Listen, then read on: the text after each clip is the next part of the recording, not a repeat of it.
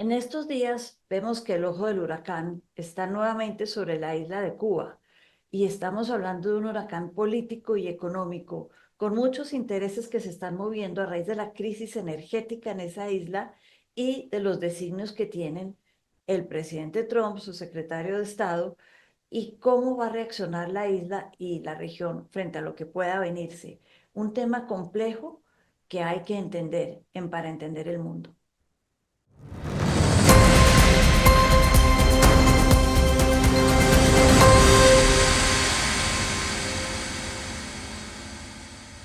Y me acompaña para entenderlo hoy Eduardo Pastrana, profesor titular de la Universidad Javeriana, experto en temas de América Latina y un gran catedrático. Eduardo, muchas gracias por estar aquí. Muchas gracias a ti, María Teresa, por la invitación.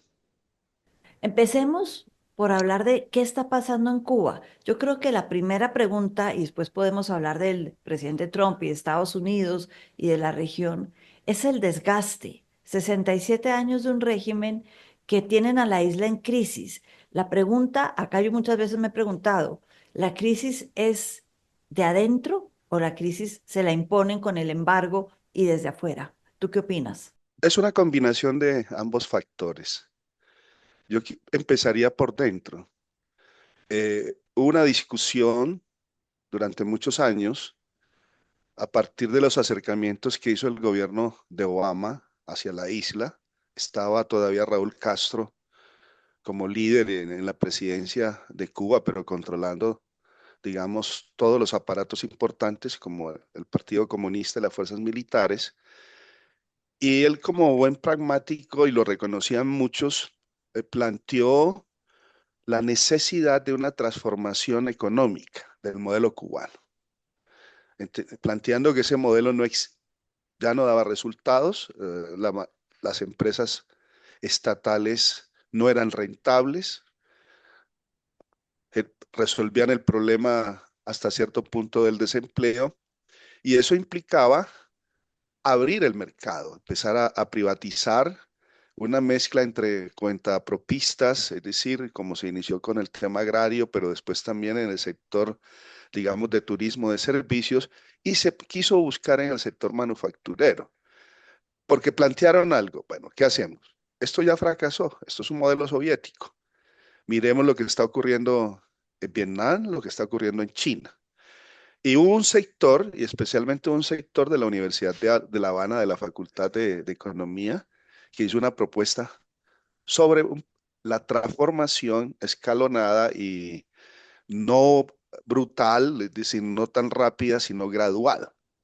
Pero desafortunadamente, a pesar de los asesores chinos, de los asesores vietnamitas que hubo, el sector ortodoxo se impuso y bloqueó esa posibilidad porque el acuerdo entre el gobierno Obama y el gobierno Castro en ese momento para permitir que volviera Cuba, digamos, a las cumbres de las Américas, era que se iniciase un proceso de apertura económica, pero no se hizo y perdieron la posibilidad.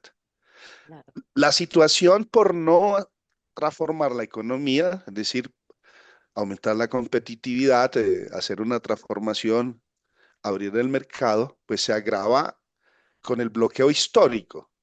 Lo que pasa es que el bloqueo actual es mucho más brutal porque se trata de un bloqueo energético. Entonces, esos dos elementos, la no transformación económica y al agravarse el bloqueo, tenemos una tormenta perfecta.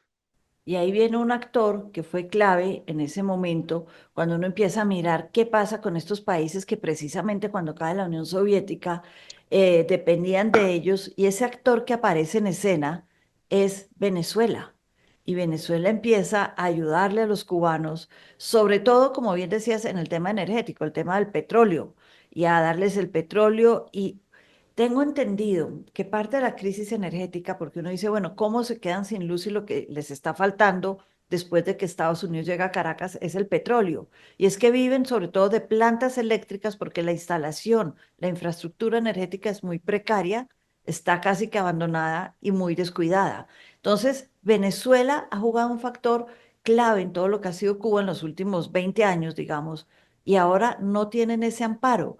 ¿Otros países de la región pueden ser tan importantes o al irse Venezuela, el petróleo, quedan a la deriva? ¿Tú cómo lo ves? Es una situación más grave de la que vivió Cuba cuando implosionó la Unión Soviética, porque lo que pasa es que Venezuela reemplaza a la Unión Soviética, no inmediatamente. Los suministros de petróleo y los subsidios que la Unión Soviética le daba a Cuba, como comprar el azúcar a un precio muy distinto del mercado mundial, y por supuesto también suministrarle petróleo y muchos derivados energéticos de los combustibles fósiles. Eso mantuvo a Cuba a flote y además Cuba desempeñó un rol importante en África, se convirtió en un próximo muy importante de la Unión Soviética y por eso la sostuvo. Y se inició un proceso que se llamó periodo especial en tiempos de paz, hasta que llegó Chávez al poder. Chávez al poder, y yo recuerdo que yo estuve en la isla en 1998, en pleno periodo especial en tiempos de paz, y recuerdo una imagen totalmente apocalíptica y muy surrealista. Viajamos entre La Habana y Santa Clara y las 3 horas que duró el viaje, solo encontramos un automóvil que venía en sentido contrario. No había transporte. Todo era en bicicleta. No, no se movía absolutamente nada. Esa es la situación que en este momento están enfrentando, porque cuando llega Chávez al poder por su romanticismo, su admiración a Fidel Castro, reemplaza a la Unión Soviética. Y no solamente en términos de suministrarle petróleo, sino también toda una serie de acuerdos que se van a dar para que Cuba envíe sus misiones de médicos, de maestro, con las distintas misiones que va a desarrollar el régimen de Chávez. Pero también algo, desde el intento del golpe de Estado a Chávez en el 2003, eh, Cuba se ocupó de la seguridad de Chávez y posteriormente de Maduro y de toda la inteligencia y de la contrainteligencia. Entonces había una contraprestación. Claro. Cuba brindaba estos servicios, pero Venezuela sostenía energéticamente y no solamente lo sostenía energéticamente, gran parte del petróleo que recibía Cuba de Venezuela, Cuba lo vendía en el mercado negro internacional para poder, y ahí juega un papel importante una empresa de las Fuerzas Armadas cubanas que se llama GAESA. Es un monstruo, es de los militares, y los Castro la manejan desde atrás. A pesar incluso de la crisis, sigue teniendo réditos financieros en este momento. Y es la que se utiliza la comercialización y más o menos tiene unos ingresos de 700 millones de dólares anuales. A pesar de la crisis, no está sufriendo porque manejan otro tipo de actividades a través de distintos testaferros a nivel internacional para mantener, digamos, por lo menos al núcleo del régimen en buen estado. Pero Lo del vuelvo régimen, porque a tu no lo pregunta, vemos en la isla. En la no isla se no ve, vemos esos réditos. no, no. Hay un núcleo que eso se puede, digamos, comparar un poco con ese núcleo cerrado del círculo interno de la dictadura, porque eso se ha mantenido en esa estructura, digamos, estalinista. Eso cambió, por ejemplo, un poco en Vietnam, pero Cuba se asemeja mucho a lo que existe en Corea del Norte. Entonces, hay una élite que vive muy bien, hay una élite que se ha apropiado de los únicos ingresos y recursos que hay del Estado y el resto sufre, como es lo que está pasando en Cuba, pero controlan el aparato de seguridad. Pero además hay un problema, es que Cuba es una isla y manejar el aparato de seguridad en una isla es más efectivo que un Estado que tenga fronteras terrestres. Y las islas suelen vivir, dicen los franceses en geopolítica, a la defensiva y se Sí, vuelven expertos precisamente en controlar los ingresos, las salidas, todo. Pero tú me hablas de un aparato de seguridad que además quedó muy en entredicho con la captura de Maduro el 3 de enero, porque estaba custodiado precisamente por estos cubanos y quedó muy en entredicho. Entonces, eso ya me lleva a qué es lo que está pasando ahora en Cuba, cómo quedó, si quedó debilitada. Uno, pues ya vimos lo del petróleo, pero en estos temas de seguridad, ¿y qué papel o qué influencia, o si se creció aún más Estados Unidos frente a la isla después del 3 de enero? Sobre eso hay muchas versiones, sobre lo que pasó con las avispas negras, que era, digamos, ese círculo de protección de los guardaespaldas de Maduro. Y una de las versiones que se ha filtrado es que no fueron los soldados de la Fuerza Delta los que dieron de baja a las avispas negras, sino miembros internos del ejército venezolano, es decir, los traicionaron. Y eso Eh, por eso sabían los Delta también dónde estaba Maduro y todo claro, lo que estaba pasando, parte de esa gran traición. Entonces, esa es una versión. La otra puede ser que hubo enfrentamientos, pero parece que según la versión que yo conozco de algunos contactos que todavía tengo con colegas en Cuba, es que las autopsias que se hicieron,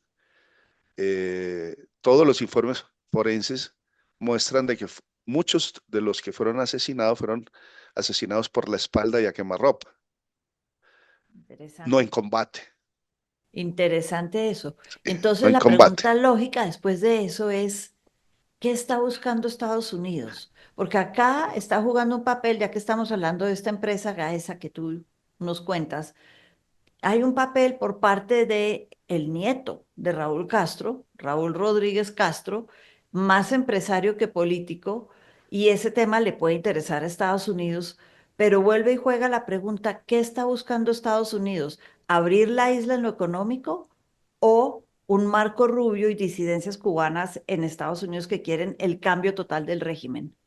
Es una pregunta muy interesante y sobre eso hay escenarios.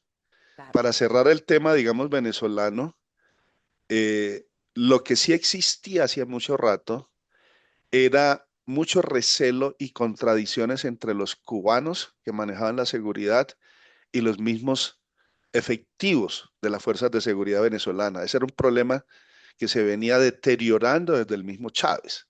Eso pudo facilitar, digamos, la penetración de agentes encubiertos o que la CIA pudiera ganar. Y lo cito porque voy al tema cubano. El tema cubano, la seguridad sigue teniendo una gubernamentalidad de la KGB, que ha sido muy efectiva, que entre otras cosas sigue siendo un poco la estructura de manejo de inteligencia y contrainteligencia de la FSB de Putin, porque ha sido muy efectiva y es lo que funciona también en Corea del Norte.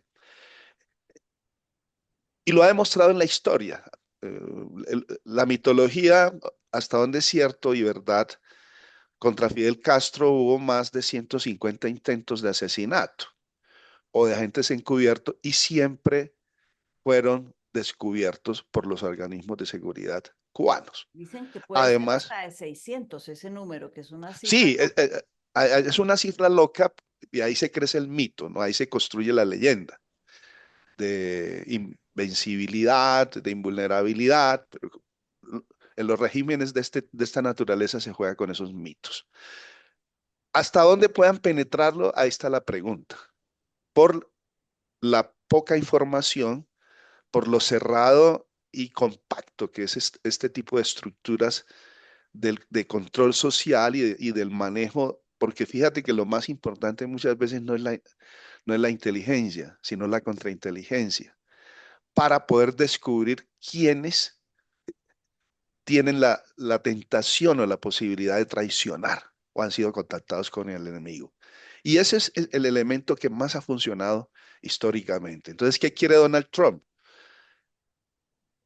Lo estamos viendo en Venezuela. Donald Trump nunca en el tema venezolano ha mencionado democracia, No, nunca. ni derechos humanos, petróleo, negocios. Ahora, Cuba es una espina en los ojos de los Estados Unidos desde que se produjo la Revolución Cubana y desde que Cuba se entregó a los brazos de la Unión Soviética. ¿no? Y ahí está.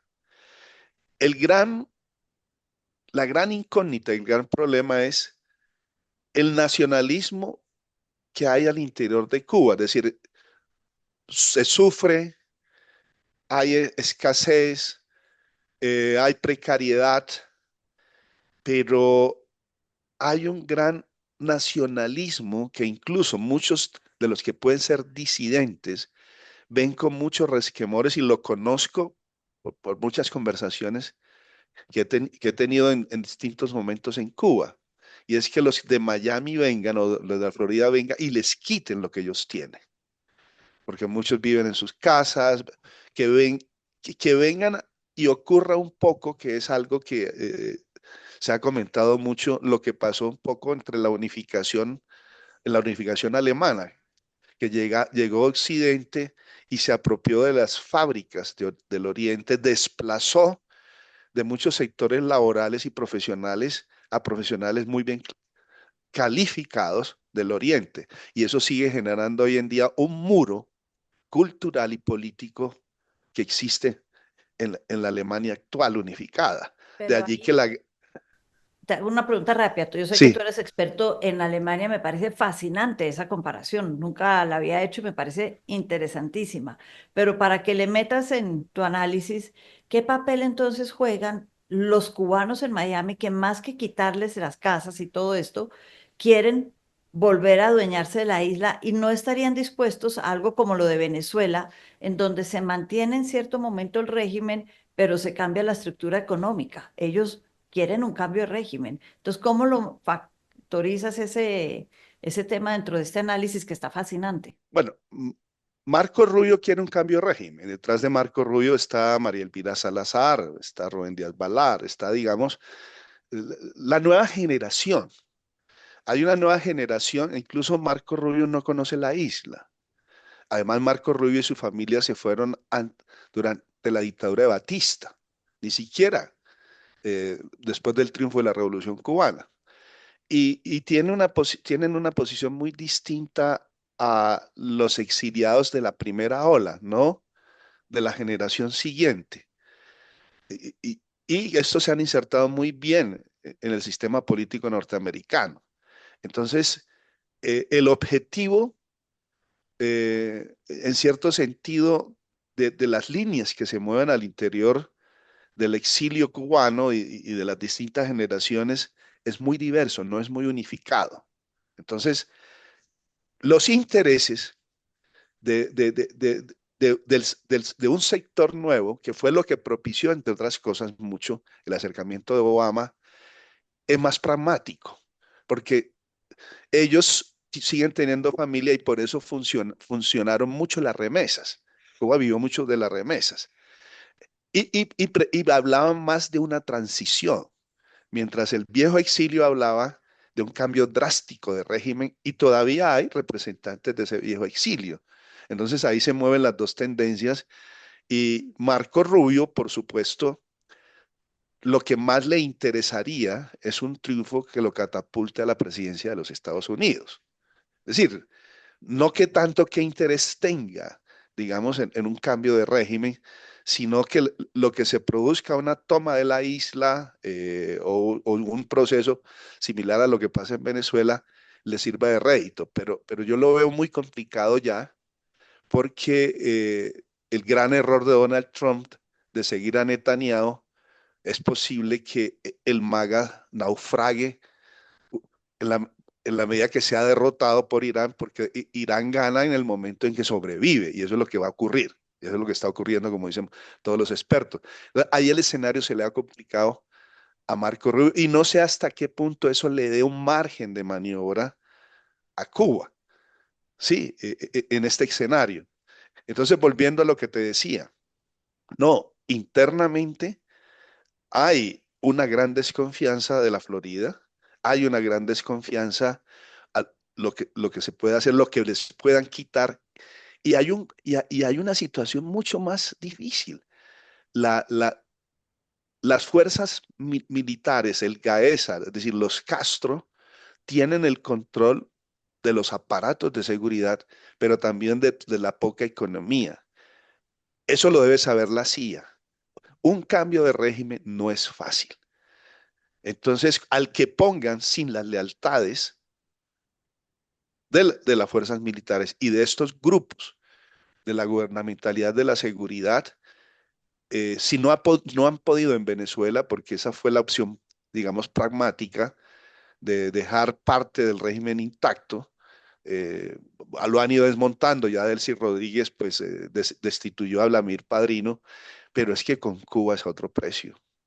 Es una estructura de prebendas, de privilegios, pero también de ingresos y manejo de la poca estructura, porque ellos manejaban el comercio, manejan las exportaciones de todo tipo. Tienen inversiones en paraísos fiscales, todo lo demás. Entonces, dejar que eso se los quiten teniendo el aparato militar, sin que haya una operación militar, va a ser muy complejo. Eduardo, me quedo con esa frase tuya de que un cambio de régimen no es fácil en la isla. Y menos es cierto con, ya estamos viendo ciertas, no debilidades, sino ciertos retos para la política exterior de Estados Unidos, que fue tan exitosa para unos en un primer momento en Venezuela, pero que desde ese momento ha enfrentado nuevos obstáculos en su desarrollo. Entonces, no va a ser fácil. Eduardo, muchas gracias por acompañarme y por ayudarnos a entender mejor lo que pasa en este mundo. Muchas gracias, María Teresa. Y bueno, este es un tema que no se agota aquí. Nunca. Mucho para discutir. Muchas Y, y- gracias. y hay muchas aristas, y gracias a ti. Muy amable.